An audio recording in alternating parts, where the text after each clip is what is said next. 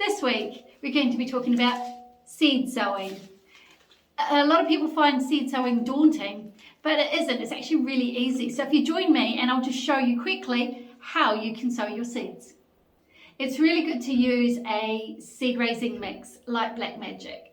The seed raising mix is specially formulated for growing things from seeds. And you also need seeds. And at this time of year, we're growing cool season crops. And remember, it tells you on the back of the seed packet if it's suitable for growing at this time of year or not. And the last thing you need is water and something to deliver it gently so you don't disturb the seeds. To sow the seeds, you need to make sure your seed raising mix is nice and moist and holds together when you squeeze it like that. So fill your trays.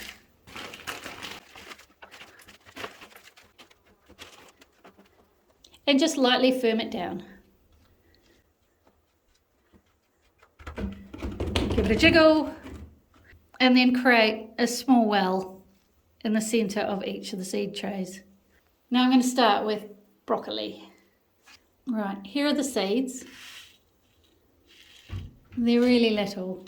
We don't need to sow them all, just as many as you think you'll need, and then a couple of extras for spares just in case.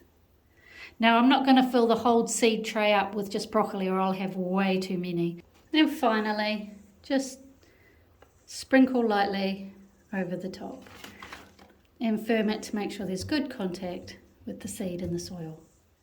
And it's important to label as you go, especially at this time of year with the brassicas. They all look exactly the same and you won't know what you're growing until it's time to harvest. So once you've sown your seeds, just pop them in a warm place and keep them moist. No yo-yoing between too dry and too wet, just evenly moist the whole time.